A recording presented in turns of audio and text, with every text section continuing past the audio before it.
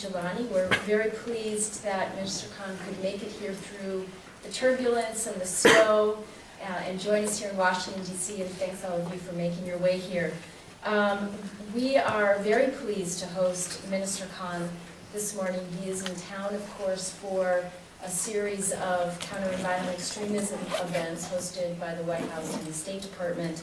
And this is an important conversation that we're very pleased he's able to be here for. I, as many of you know, am still relatively new here as the president of USIP. And nonetheless, I am looking forward to making one of my first trips to Pakistan in the next month or so. Pakistan has been a very important area of focus for USIP since 2007, working with a variety of partners in Pakistan and working on various research projects. We have also convened a number of events here where we've been able to bring important thought leaders, both from around the world and from Pakistan, to discuss critical issues. We've had the privilege of hosting Pakistan's Prime Minister, His Excellency Mia Nawaz Sharif, for his first public event in Washington, D.C. after taking office. So I'm especially pleased that we're able to do the same for Minister Khan, as this is his first public event in Washington, D.C. since taking his current position as Minister of the Interior in Pakistan. This is, however, the 6th time that he has held a ministerial position over his years as one of Pakistan's leading politicians of various portfolios. So we're very, very pleased to have him here with us today. He, of course, in addition to the Interior, he was previously Minister of Science and Technology, Minister of Petroleum, of Natural Resources, so obviously a man of far-ranging capabilities. After he has made some remarks, he will be joined on stage by Moeed Yusuf, who is our South Asia Director, for a brief conversation. And so those of you in the audience have received question cards, and I invite you to note the questions down, and then we can pass them forward and include those in the conversation after the remarks. So with that, I would like to welcome Minister Khan and invite him up to make some comments for us today. Thank you.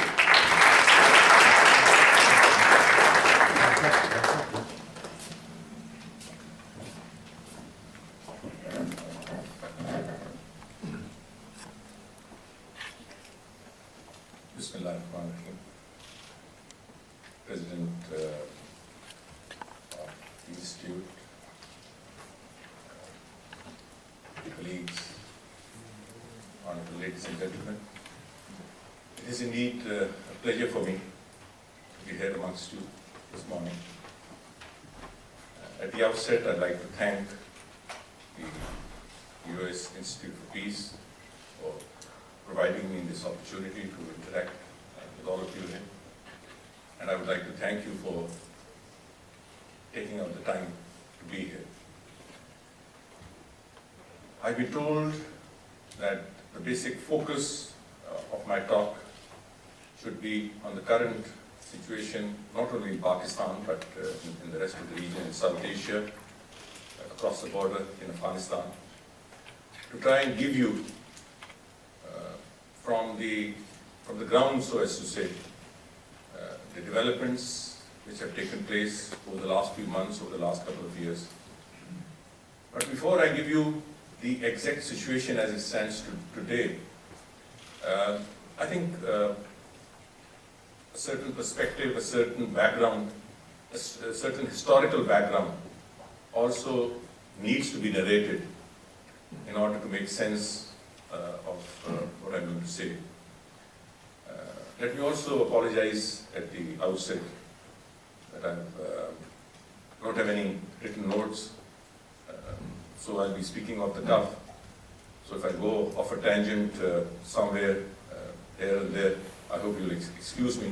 But I'll try and keep my conversation and my talk and my interaction with you as focused as possible, so that we are able to come to some kind of an understanding as to the situation in my part of the world. I think all of you know that Pakistan has been in the eye of the storm for the last many years, starting in the late 70s when the Soviet Union invaded Afghanistan. Pakistan had the option to remain neutral. It had the option, like a few other countries in the region, to be quietly supportive of the Soviet Union, or it had the option of standing up to the communist invasion with the international community and making itself be counted. We took the third option. It was a long war. It was a very difficult war. It was a very uneven war, because it was not a war between two superpowers. It was a war between a superpower and an underdeveloped country which was being helped by other developing countries of the region, in which Pakistan played a very proactive role. I think most of you will not probably be aware of the fact that there is only one proxy war which the United States has won in the last century, and that has been the war in Afghanistan. Most of the proxy wars which have been fought, not just by the United States, but a whole lot of other countries. If you go into the history of the last 100 years, and probably even before that, they've all been failures. So I think that particular war is a testimony to the alliance, to the friendship between the United States, Pakistan, other countries of the free world, which made us come out victorious, as I said, in a very, very difficult war. But the victory came with a price. Once the victory flag went up, the international community, the United States included, sang their national anthem, pulled down their flags, and left the region to the devil, so as to say. So Pakistan was left to pick up the pieces, the backlash, the negativity of a war between superpowers.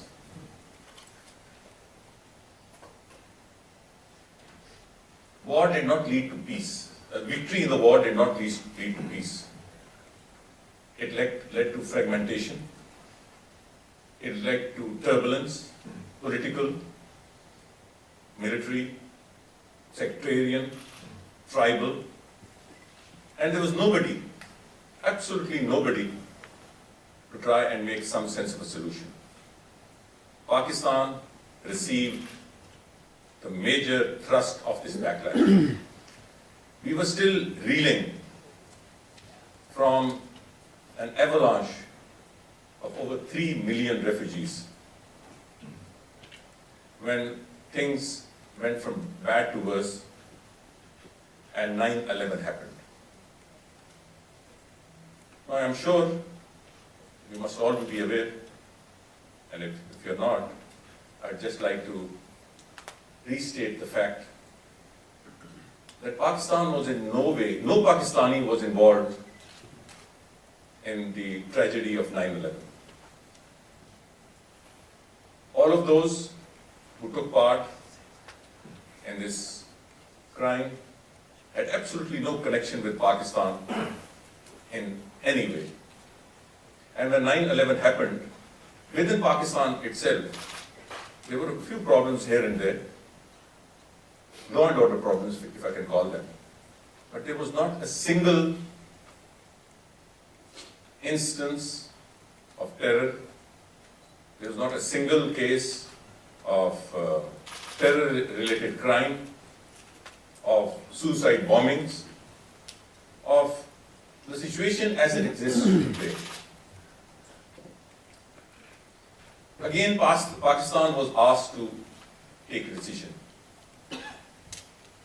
Pakistan was then being governed by a military ruler. He decided to take a decision, which was in many ways controversial. To this day, it remains controversial. But he took a decision, and he decided to throw his lot in unilaterally, consciously, and fully with the international community in the post 9/11 scenario. It has been 13 years now from a total peaceful country. Pakistan has been turned into a battle zone. We have lost over 50,000 lives in the last 13 years. As I said, Pakistan or any of its population had absolutely nothing to do with the event of 9/11, with the tragic event of 9/11. But the backlash of 9/11 was totally taken by Pakistan. If the role of Pakistan had been appreciated, if the sacrifices which this country made had been appreciated, if the very difficult circumstances in which Pakistan found itself then and finds itself today, even 13 years down the line, if there was a greater understanding of Pakistan's position, maybe all the sacrifices would have been worth it. But it has not been so simple. In spite of the sacrifices, in spite of the turbulence, in spite of the many lives lost, Pakistan continues to be on the hit list of anybody who considers himself, with due respect, and I'm sorry to use that term, of most analysts and critics who have focused on the war in Afghanistan. They have generally refused to understand our predicaments and our situation, and totally focused on what they wanted Pakistan to be and how they wanted it to be achieved.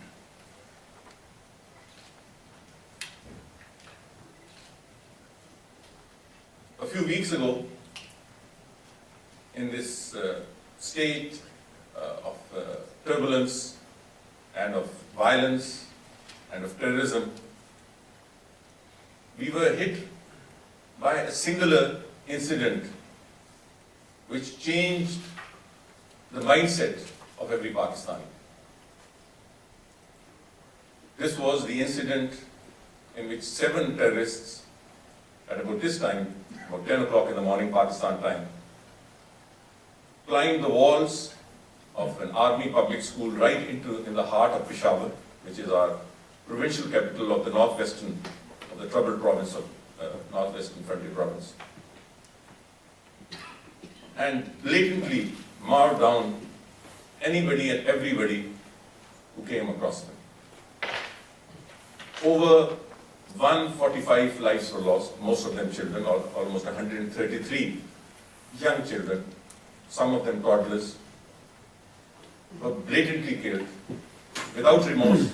And in fact, one of the communication excerpt, which was picked up by our agencies,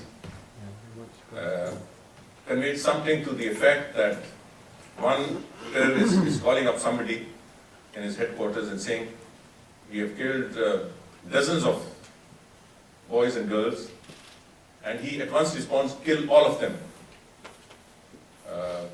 So it was a method to the madness. It was not that this took place by accident or this was collateral damage.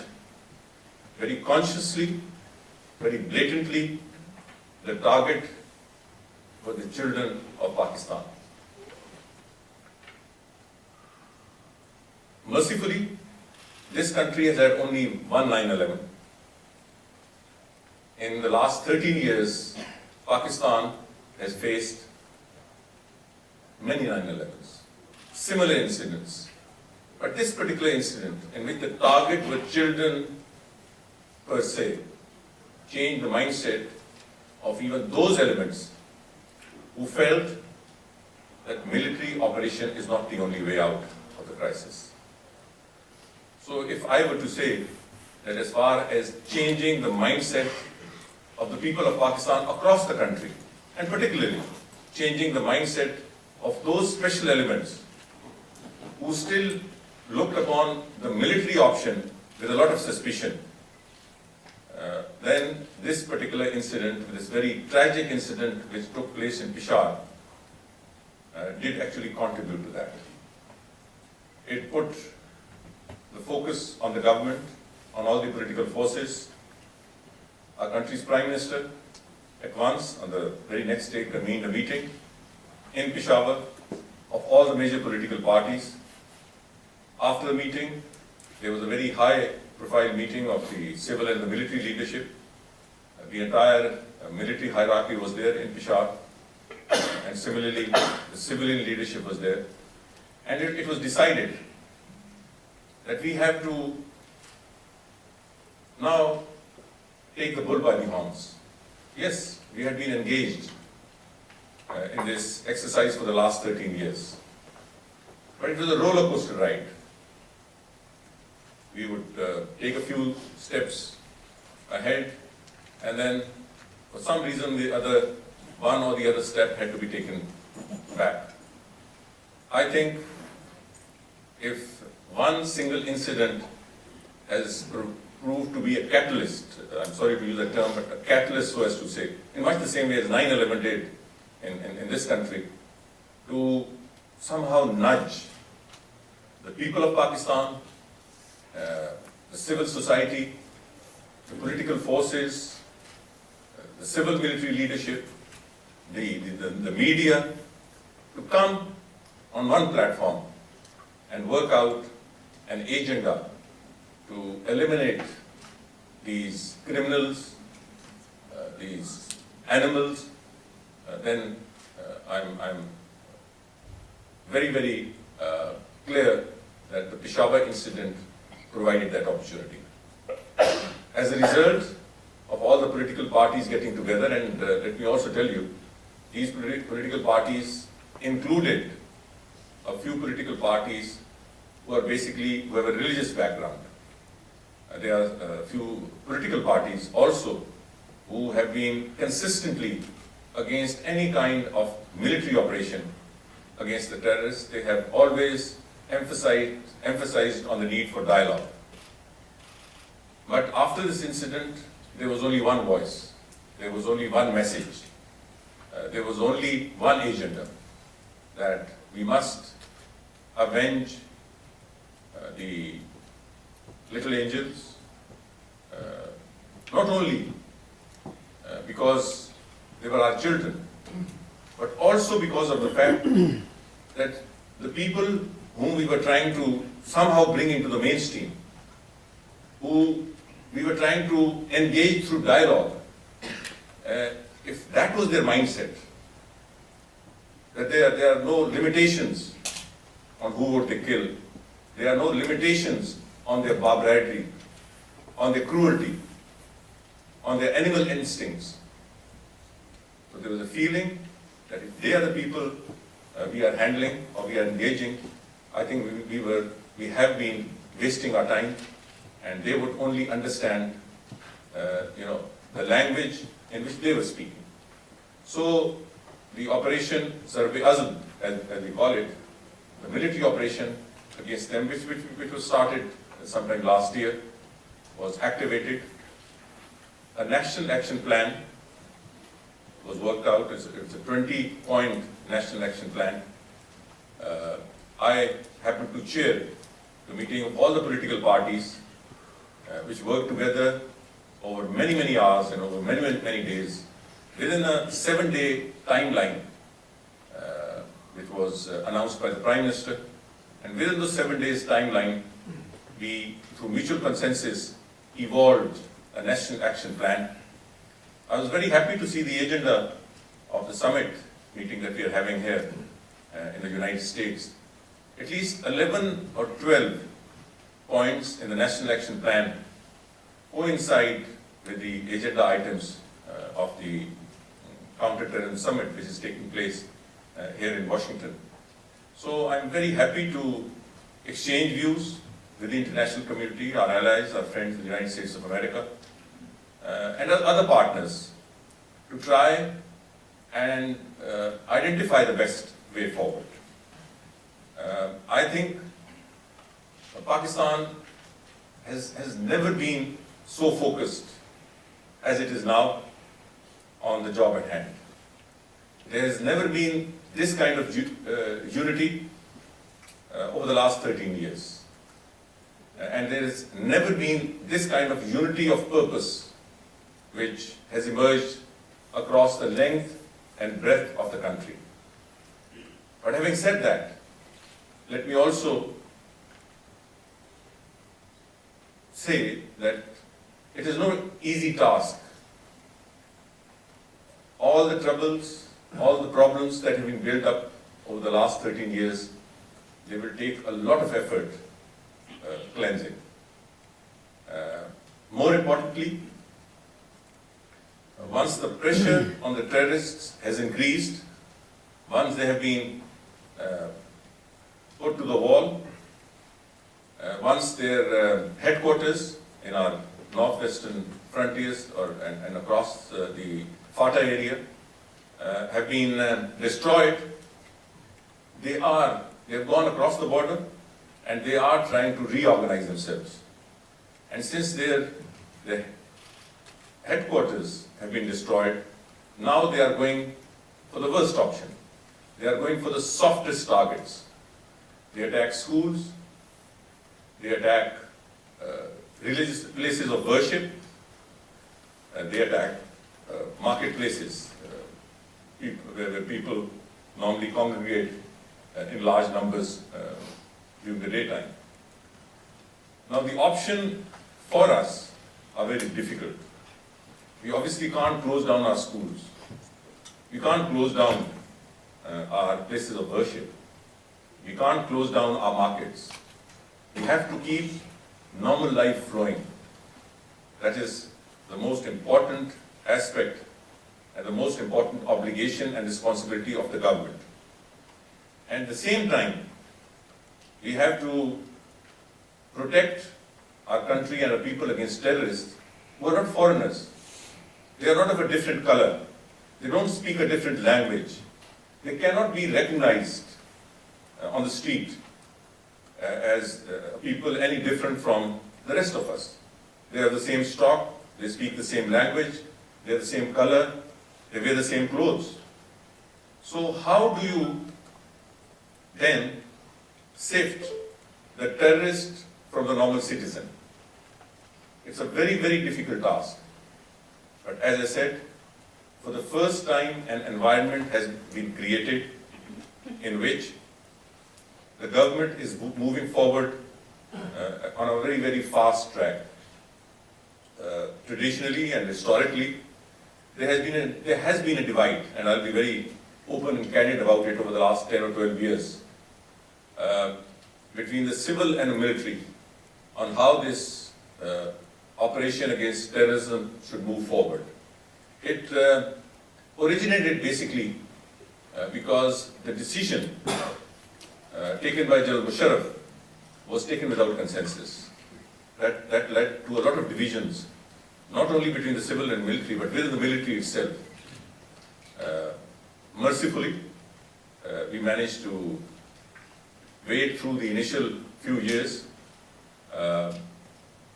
and as time went on, the system started to institutionalize, and things began to get better. But as I said, it has been a roller coaster ride, and I cannot say that these last 13 years have been consistent in this respect. But giving you this background, this historical background, I think my idea was to apprise you of the difficulties of the way forward. It is important now not to harp on what has gone in the past. The important thing is to look towards the future. And it is an area about which we are now, hopefully optimistic, because unless and until there is a clarity of purpose, a clarity of vision, you cannot expect to move forward. So, trying not to be too immodest, I would still like to take the credit that when this government took over about a year and a half ago, we tried to lend some sanity to the system. We knew, and we were very conscious of the fact, that the last 12 years or so, and I'm talking about pre-2013, the one single largest factor which has affected Pakistan's fight against terrorism was the lack of unity.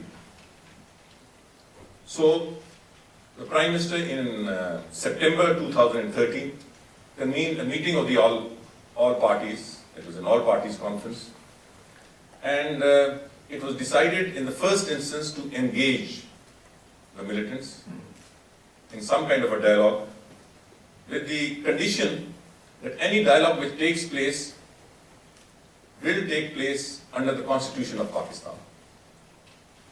That whole process took about 8 months. For the first time in the history of this kind of negotiations and dialogue, those people came down from the hills and engaged in formal dialogue with the civilian leadership. Within in a matter of weeks, we became conscious of the fact that they were operating on a two-point agenda. They were, on the one hand, talking to us, and on the other, some segments of the terrorists were engaging in the same terrorist activities so as to put increasing pressure on the government to agree to their demands. And the bottom line came when they attacked one of our main airports in Karachi, the only seaport of Pakistan, and one of our premier airports. Once that attack took place, we broke off the dialogue process, and after a lot of deliberation, we went for the option of the military operations. Let me tell you that the dialogue process was important for the military operation to take place. As I've said repeatedly, there were a lot of divisions within Pakistan's political hierarchy, political parties, particularly parties on the right of center, about the decision to eliminate the terrorists through a military operation. Apart from so many other problems, one of the main issues that was constantly talked about was the fact that this is not Pakistan's war. This is a foreign war, more specifically a United States war, which has been imposed on this region. And Pakistan Army is actually fighting a foreign superpowers war. Successive governments are fighting the United States war. So the option of the dialogue process, on which all the parties were united, was to ensure that we play out the dialogue process. We engaged in the dialogue process with all honesty. It was not a facade. We were very honest in engaging the other side in this dialogue process. Unfortunately, as I said, it didn't last very long. And then when the decision to undergo or to carry out the military operation was taken, another meeting was convened. And because of the situation on the ground, all the political parties came on board. So that element of unity, that element of community participation, that element of fighting the terrorists from the streets and the markets of Pakistan, engaging the youth, engaging the women, that I think was practically used in Pakistan, and practically I think now it is a part of the policy of fighting terrorism within Pakistan. What are the areas of concern as of today? The positive thing is that almost all the headquarters of the terrorist organizations within Pakistan, and they were very close to the border, have been destroyed. Over 2,000 terrorists have been killed in the operation. Some of them very important figures of the terrorist network. There is a general support for the military operation across the country.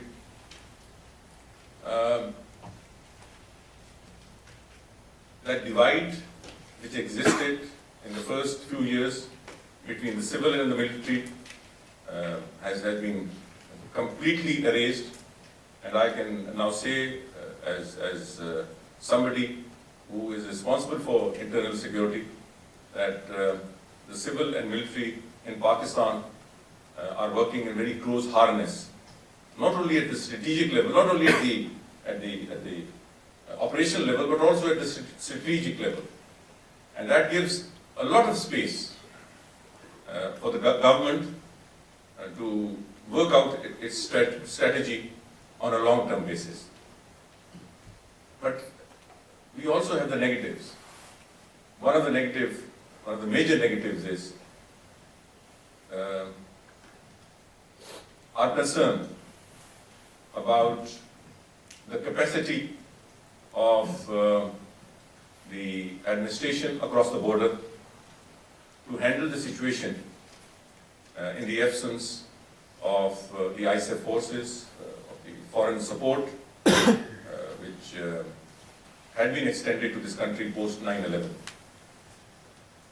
I do not see any restriction in numbers as far as the military strength of the extremist groups are concerned. I am talking about Afghanistan. But the strength of the coalition forces has gone down drastically. At the time of the surge, there was anything upwards of about 140,000 USIP troops. And not just USIP, there were other countries also. Over 140,000, over and above the Afghan troops in Afghanistan. Now they will be just around 10,000, and they will be restricted to the major towns and the major bases. And their objective is going to be mainly defensive in nature.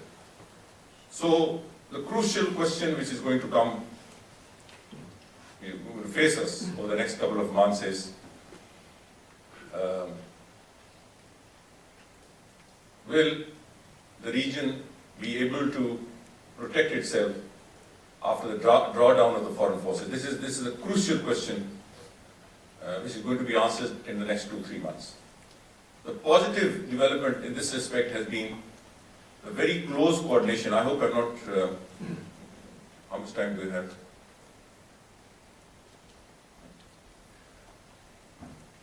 The very close coordination and cooperation between Pakistan and Afghanistan.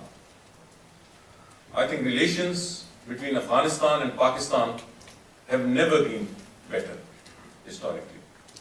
And that is a very, very big positive for stability in the region. There have been a few incidents on both sides of the border, and for the first time, there have been no finger pointing from either side. Our agencies, our intelligence agencies, security agencies have been working very closely. There have been visits at the highest level. The Afghanistan president has been here. Our foreign minister has gone to Afghanistan. Our army chief has gone there. In fact, he was there yesterday. I think this is probably his third visit. And similarly, the intelligence chiefs have been constantly in coordination and in close touch with each other. This is a relationship which is of vital importance to bring some kind of sanity in the region. But it is also important that the focus of the international community must remain as focused as before. In fact, probably there's a greater need for the focus to be even more considered, because there are certain areas in which the support of the international community is vital. I think meetings or the conferences like the one that we are having right now play an important role in keeping that coordination moving forward. But my personal view is that interaction and coordination should take place at the regional level, at the local level. You can't generalize the problem which this country, which the international community faces as far as terrorism is concerned. You cannot correlate the extremists in South Asia, in the Middle East, or in North Africa. They have separate agendas. One thing I'm very concerned is the tendency of the international community to generalize the extremist threat all over the world. I think whereas there are certain common strands, but the regional aspect must be emphasized. The regional genesis, the regional origins, the regional agendas must be emphasized. Only then we will be able to bring or suggest solutions in fighting these extremists in their own regions. Lastly, there has been a lot of concern shown all over by the recent development of the extremist threat in North Africa and particularly in the Middle East. There's also been a lot of concern about the extension of this threat to South Asia.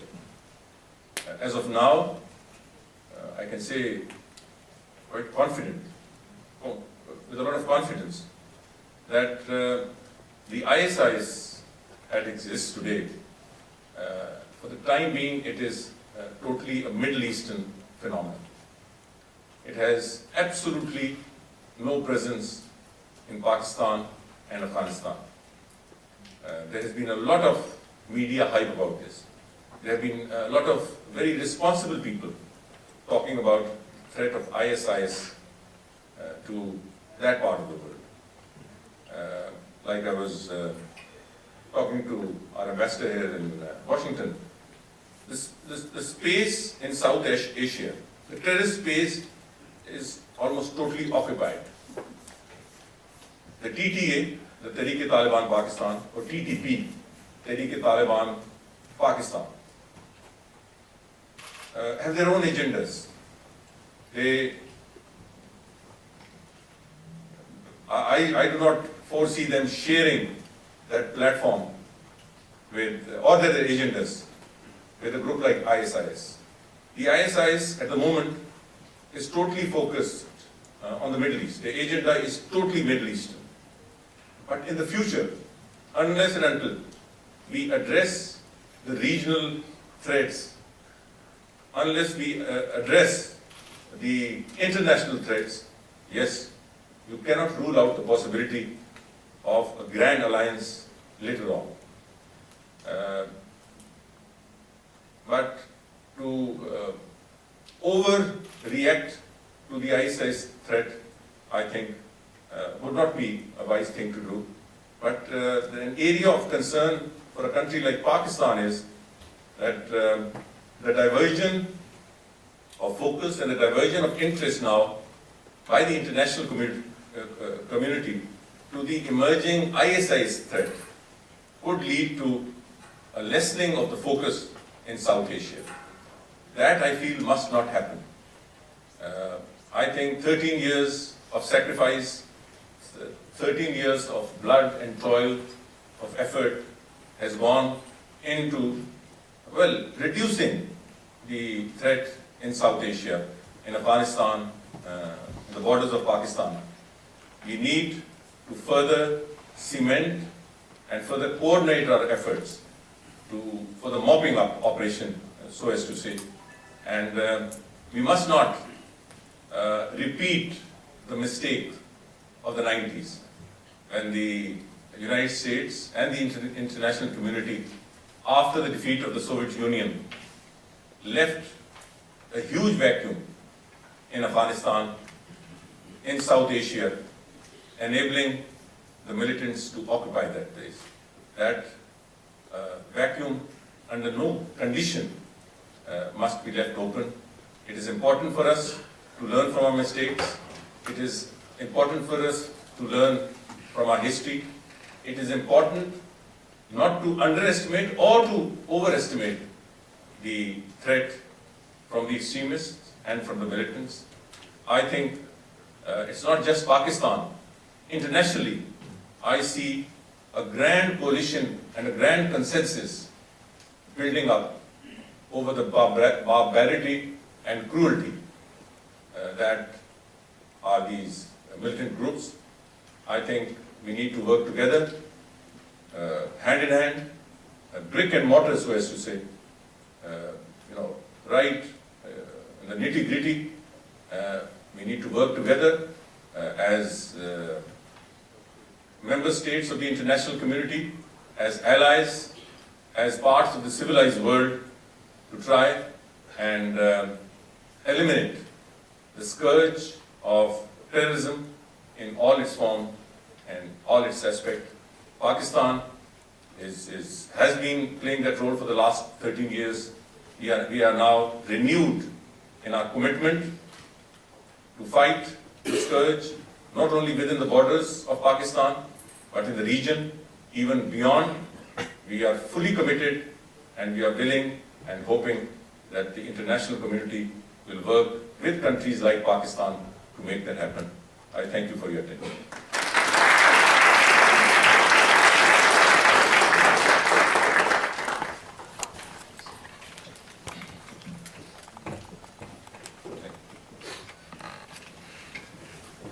Mr. Khan, thank you very much for your very comprehensive set of remarks, and also bringing out some of the challenges and opportunities that Pakistan has as we move forward. What we'll do here is have a few questions for you from the audience and a couple from myself, and have a conversation before we end. Let me begin, if I may. You've talked about Peshawar being the 9/11 of Pakistan, and sort of the nation being moved. I was there myself during that time. I saw that happen. It was remarkable in some ways. But I think this is not the first time we've seen the Pakistani nation moved because of the horrendous attacks by one or the other group. What does Pakistan do to keep this sentiment and the support going without having major attacks take place that galvanize people for a time being, and then we seem to forget? First and foremost, I think we must keep the momentum against the terrorists on at a very high level. More and more success in the battlefield will motivate the people of Pakistan. Secondly, the international community must keep its focus and support in the region totally centered on the regional perspective. There might be quite a few things which we might not do or might not come up to the expectations of the international community. I think it is very important that the international community must understand the problems that we face. So on that account, that perception, that impression must not go across that we are constantly being asked to do more. That impression must not go across that we are fighting somebody else's war. that impression must not go across that we take directions from some other country. If we are fighting it as we are fighting it today, as Pakistan's own threat, as Pakistan's own war, we continue to get results on the battlefield, and we manage to evolve a strategy for protecting our cities, our schools, our towns. In other words, strengthening our internal security. I think the momentum and the fervor will not evaporate. Do you feel that the Pakistani state over the years has done enough to reiterate and convince its own public that this is Pakistan's war? Because there have also been times, as you talked about the civil disconnect in the earlier part, post 9/11, where there was some, one may say, mixed messages, even for the Pakistani people in some ways. No, absolutely not. I think there have been failings on so many counts. I get into the details, I think it will take a long time. I'll not get into the details, but yes, there have been failings on the part of the state. I don't know whether it's part of the state or on the chain of events. It has not been handled as it should be.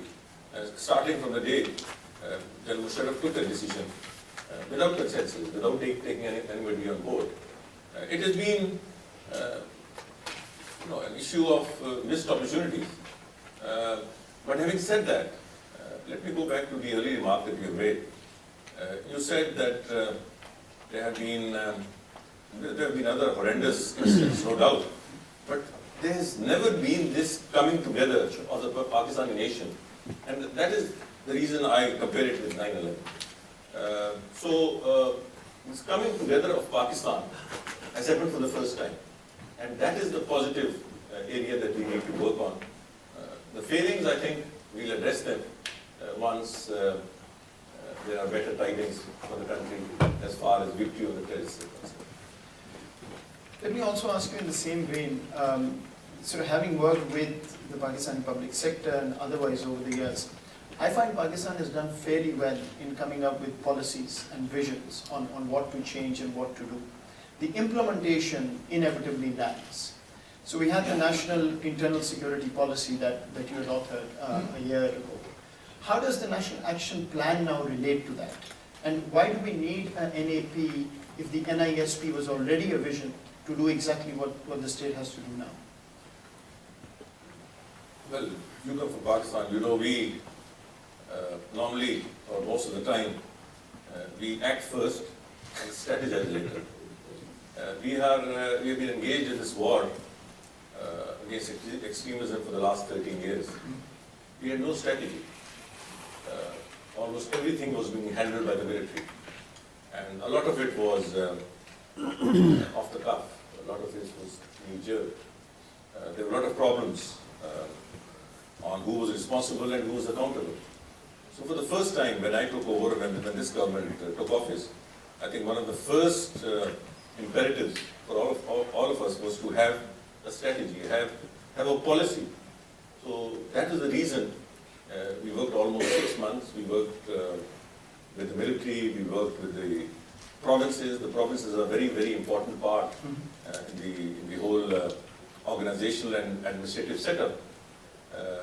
And it was difficult. It was easier working with the military. It was more difficult working with my fellow colleagues in the provinces. We worked with a whole lot of experts, with the media, national security experts, and it took almost 7 to 8 months to come up with this policy paper. Part of it was implemented. I could sit and discuss the internal security policy paper with you for hours. But it was not announced for the simple reason that we cut corners, we cut ends. A rapid response force, it would have taken anything upwards of a year to year and a half to put in place. We, as a short-term measure, got the civil armed forces and forces from the military to act as our rapid response force. The Joint Intelligence Directorate, before we announced it, in fact, Pakistanis were jolted by this revelation that we have almost 33, not almost, but exactly 33 intelligence agencies working in Pakistan. I mean, a country engaged in the war against extremism, for whom intelligence agencies' role and work is of paramount importance. You'll be surprised to know that even at a very high level, we were not aware of the total number of agencies. Now, most of these agencies were working in competition with each other, sometimes at variance with each other. They were never sharing information. I can say now that there has been a sea change. I don't say that there's been a total transformation, but a sea change from June 2013. There's a lot of intelligence sharing. There is a lot of close coordination. If a certain agency is working in a certain area and the lead moves on to another area where another agency is working, without a moment's hesitation, they pass on the information and let the other agencies take over. I could give you more than a few incidents in this regard. So a joint intelligence directorate, which was a dream a few years ago, is operationally working. Yes, most of it is being handled by the military, but it is working under the Ministry of Interior. So it is working under the intelligence, under the civilian leadership. A whole lot of other things.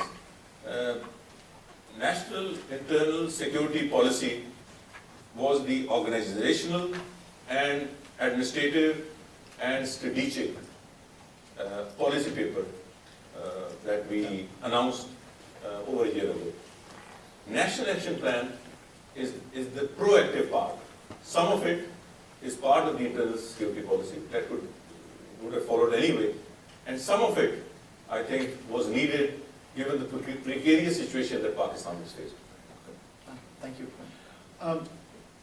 Let me just ask one more thing on the coordination part, since you mentioned it. We at USIP published a book last year on counterterrorism challenge, getting Pakistani experts to write on various aspects of it.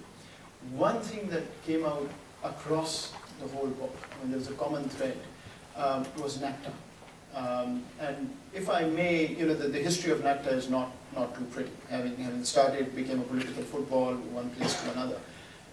What we at least concluded is that has to be the apex body that takes sort of the front and center role of Pakistan's counterterrorism task. Where do you see NACTA going from here? Is this a paradigm shift as we're seeing now, or are we still deciding what its role is going to be? No, it's just a start. I think there's too much vested interest, there's too much competition between agencies, between departments. So for NACTA to become a sea change, to basically assume the role that it was designed to play, I think it will take a bit of time. But a start has definitely been made. The Ministry of Interior is playing a proactive role to try and build that framework under which NACTA can work as a totally independent body. It will take a bit of time. Just to make a reference to what happened in the United States, it took upwards of a year, if not 2 years, before the Homeland Security put its act together. For a country like Pakistan, in which the systems are not as firm and as strong as they are in the United States, I think it will probably take time. But I think for the first time, everybody is convinced that NACTA has a role, and every department, every organization needs to cede space to NACTA for it to play that overall coordinating and proactive role, which I think is important if we are to be successful in this fight against extremism. Okay. Let me ask one more question, and then we have a few to go through from the audience, which is, we've talked about Peshawar here, and we've talked about the TTP as being the perpetrators, we've talked about Afghanistan and the safe havens. There's a whole slew of other organizations that we have to look at when we look at terrorism in Pakistan. Just this morning we had another major attack in Pindi, in an Imam Barga, a sectarian attack, and this is the fourth, I think, in the last month and a half. There are also reports that one has Lashkar-e-Jangvi, for instance, is active in Balochistan, and it's sort of complicating the Baloch problem in some ways.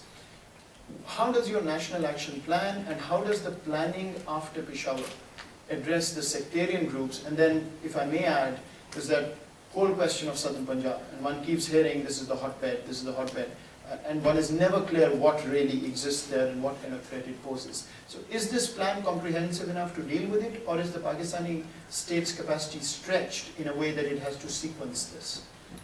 Well, obviously, we will have to sequence the questions of capacity. Problems build up over the years will take time.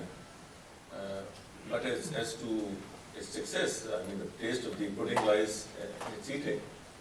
We will have to work over time to address the sectarian problem. The sectarian problem has been there, I think, almost for 30 years now, if not earlier.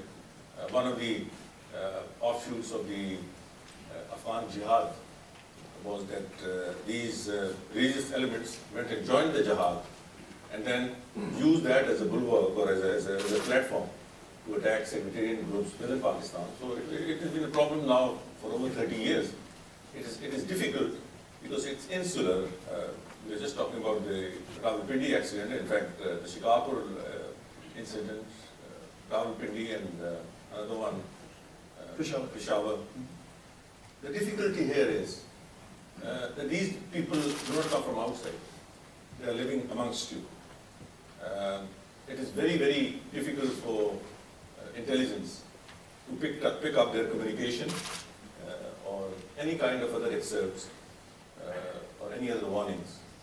They normally interact through word of mouth, through direct communication.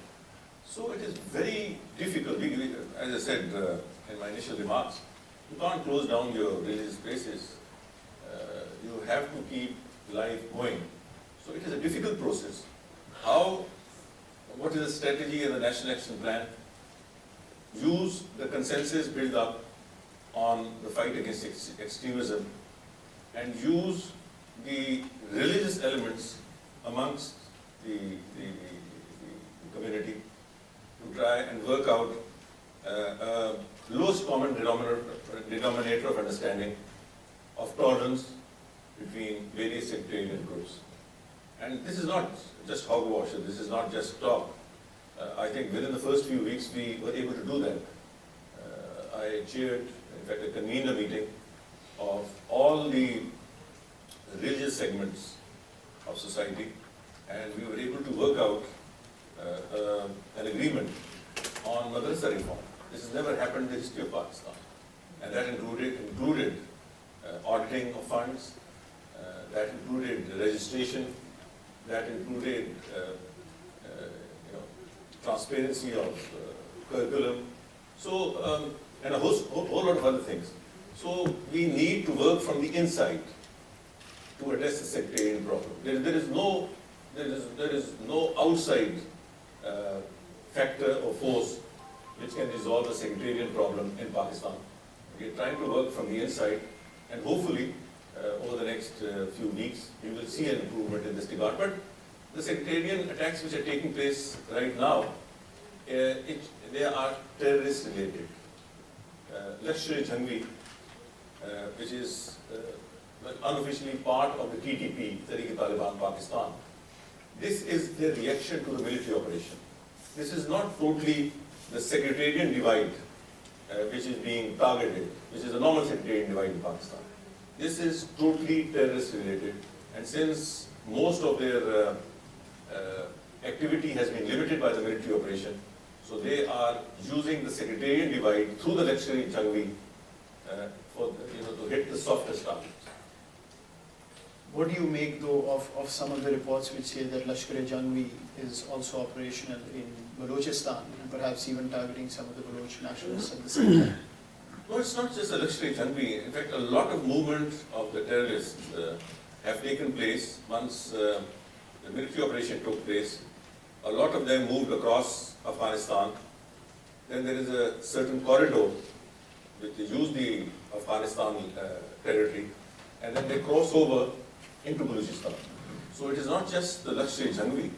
It is major factions of the Tehreek-e-Taliban Pakistan who have moved into parts of Balochistan. There have been over 500 intelligence-based operations by our military, our civil armed forces, and the police.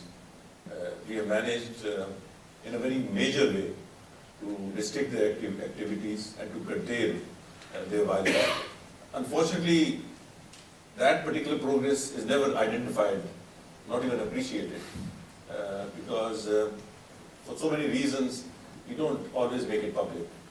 So we are focused, the Pakistani government is focused, the military is focused on these developments in Afghanistan, the transformation that is taking place, the migration of the terrorists into vast areas of Balochistan. But I think, generally speaking, things are under control. There are 2 or 3 questions at least, and I'll sort of lump them together about the banned organizations and the recent move to ban more organizations. And you know, the concerns expressed here are, one, there's been a history of banned organizations using new names and coming up and doing what they were doing in the past. There's also specific concerns here about groups that are seen to be anti-Indian, Jamaat-ul-Dawa, Lashkar-e-Taiba, and others. We hear that the Pakistani state now very clearly says that we're going after everybody. And yet there seems to be some confusion about who's being banned. There's a delay. Is there a delay? What is the policy now on banning organizations and on ensuring that it's not only going to result in a name change and that operations continue? Well, I'm almost embarrassed to give you feedback on this, because it's not a question of this government or past government. Whatever past governments have done, that goes into the area of responsibility of the state of Pakistan. There have been very vague policies on these and other issues, and that has led to a lot of confusion on the number of proscribed organizations, even those that have been proscribed have gone into other areas with different names, and they're operating within Pakistan. When we decided to identify these organizations, you'll be surprised to know there was no tangible record on the exact number of proscribed organizations which the government had taken a decision on. So it was a difficult area. I said I'm almost embarrassed to give you, this particular feedback. But over the last few months, we have worked very proactively. As you rightly said, there is now a tremendous unanimity amongst all sections of the government on treating every proscribed organizations with the same rule and the same state. But lack of government action spread over so many years has led to a lot of looseness on the part of the government in this respect. So it will take a bit of time, but the positive thing is that there is now a consensus that anybody picking up arms must be disciplined, must be brought to book, must be prevented. No militias, no armed militias should be allowed in Pakistan, and only official security agencies should be allowed to carry arms. That is a policy which is being implemented. Various terrorist groups have been arrested, put in jail. Their militias have been put in jail. So that it's a major step forward, but it's going to take time. Giving a free hand, most of these groups over the years has given rise to a lot of problems. But now the commitment is to treat everybody alike, and you will see improvement in this area sooner rather than later. Minister, we've lost your microphone somewhere there. So we can, I think it's, have a few minutes. Because we telecasting this live, so that's great. If I may, let me push you a little bit more on this, specifically on the question of groups that this term talks a lot about and one is asked over and over, and those are groups that may not be doing anything in Pakistan, but are seen as being operational elsewhere. So the anti-India groups being the obvious ones, maybe the Afghan insurgent groups being the obvious one.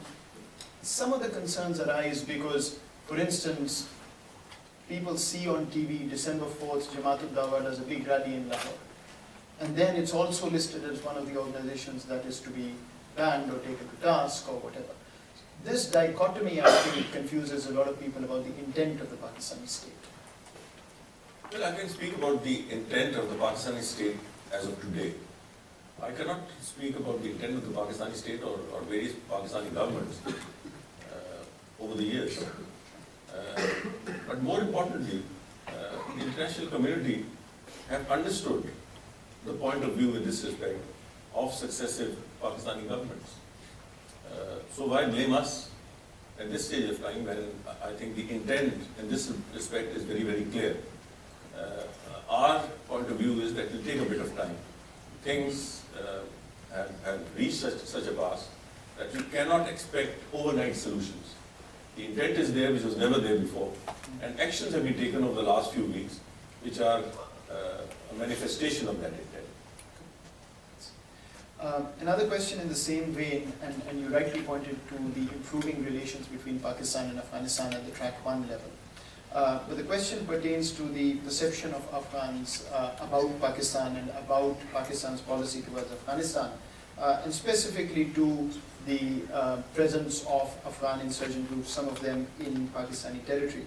And so the question from the audience is, what would you tell an average Afghan today if they were to raise the same concern? What is it to show that the policy has moved on from the past?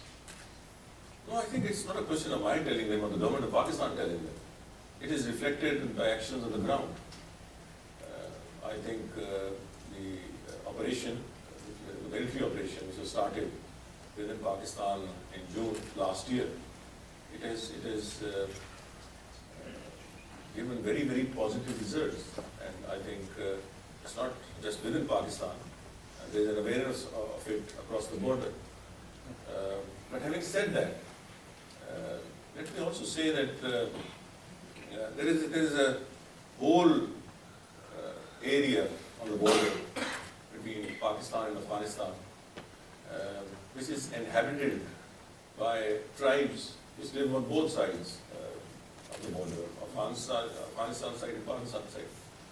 So movement across the border is a normal phenomenon, and these terrorists have used these means of communication, this open and porous border, to move freely between Pakistan and Afghanistan. As of now, I can say with a lot of confidence and a lot of responsibility, most of the terrorist groups have run across the border into Afghanistan. We are now working very closely with the Afghan government to work out a strategy to not through a joint operation, but through coordination, operate, they on their side and we are on our side. And once that particular exercise takes place, a lot of the concerns that you have expressed will die out automatically. Okay. Let me just ask a couple more before we end. On Afghanistan, Pakistan, one of the periodic irritants, if you will, is in terms of the status of Afghan refugees in Pakistan. The track 1 moves forward, and then one sees a press report saying, oh, Pakistan has decided to have all of them expatriated, etc. What is the Pakistani state's policy at the moment on Afghan refugees? Because they are the first ones, legal documents are missing, there are problems, there's a crackdown in that sense, they tend to stand out perhaps. No, we have a serious problem on that account, as I said, with anyway upwards of 3 billion one time. A few have gone back. we are still left with a huge majority. As of today, the figures are about around 1.2 million registered and almost the same number who are there without any papers. There are a huge drain on our economy. But most importantly, we have hosted them for the last 30 years, and we are going to host them for many years, for as long as necessary. But as per the agreement, they were to restrict themselves to IDP camps. They were to be fully registered. The international community would also lend a hand, a supporting hand. All of that now is not there on the ground. No camp is populated now. They've all moved out of camps. They are living in populated areas. They have their own societies, so as to say. And a lot of terrorists coming from across the border or even from within the frontier use these camps, use these avenues to carry out terrorist activities in Pakistan. So that is an area of concern. What we are trying to do is, we are trying to put them back into the camps as originally envisaged. Exercise of registration has started. It is going to take time. We are going to have serious financial problems taking them back. The agreement to let them remain in Pakistan runs out in December 2015. The bottom line is that although we are concerned about the role of some of these camps, which are playing, which is being played as far as the security of Pakistan is concerned, we are also conscious of the fact that we will not do anything which can be an area of concern for the new Afghan government. So we will work with them to work out a timeline and a schedule for their eventual repatriation. In the meantime, how do we handle them within Pakistan? After the registration is over, we have again promised the Afghan government to sit with them and work out a mutually agreed timetable for the repatriation of the unregistered Afghans in the first place, and discuss the eventual withdrawal of the IDPs, the Afghan refugees, closer to December 2015. Finally, Minister, one specific question on the police. I know you've been invested quite a bit in terms of seeing how to make the police do a better job. The Rapid Response Force is one element of it. What is the Pakistani state doing in terms of either revamping or improving the police per se, because ultimately they are going to be the front line of crime prevention and terrorism control? Well, as you rightly said, it is the police. If the police is able to somehow, we are able to, in the shortest possible term, carry out an exercise of capacity strengthening, I think that will do wonders for our fight against extremism. But we have a lot of problems on this score. The element of time, finances, training. The police in Pakistan, as you know, is not equipped or trained for anti-terrorism or counter-terrorism. It is for normal law and order activity. The little help and support that was available internationally, that is thinned out now. So we have now engaged the military in capacity building of the police. And the first rapid response force of the police, which passed out just recently in Punjab, that was entirely supported by the military. So in the short term, we are getting their support, not only in terms of training, but also in recruiting some personnel from the military in the police force also. People who are close to retirement in the military, or people who have left the army and are now willing to join the police force. So it is going to be a bit of a mixture of police and retired army officials working as a rapid response force in the short term, and in the medium and long term, of course, we have a program of training chalked out, but that will take anything between 18 months to 2 years. I did say finally, but there's one last finally, which is, there's some concern here and otherwise about international NGO presence in Pakistan. There's this new bill which to regulate NGOs. And there's one other question is asked, what is the Pakistani state's outlook towards INGOs who are doing some very good work in Pakistan for a number of years, and whether there is going to be a lesser space perhaps for them to operate, or is this bill and the current sort of structure or the effort just to bring them into the mainstream, because there seems to be some concern with this new sort of NGO bill and sort of movement around it. Well, there should be absolutely no concern. I think basically we are out to regulate the whole system. Over the years, we actually didn't have a policy in this matter. So the idea is to regulate. There will be no circumvention of their area of work. There should be absolutely no concern on that score. The idea is to for the government to know which area a particular NGO is operating, and to ensure that it works within that framework, and for the NGO to be very clear about its own area of responsibility. So it is simply, the idea is to bring about clarity in the system, not to bring any kind of restriction on any NGO. Minister, let me thank you. Let me, before we end, also invite our Vice President Andrew Wilder to present you with a memento. And let me say that you have an unenviable task, and we wish you the very best of luck. Thank you very much.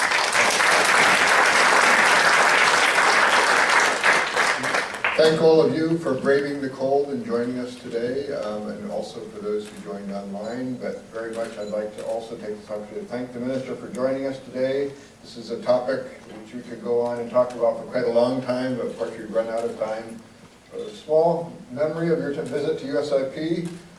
More importantly, Pakistan's Counter-Terrorism Challenge, edited by Maleed Yousaf, also signed by Maleed Yousaf, we'd like to present to you as a gift of your visit here. Thank you very much.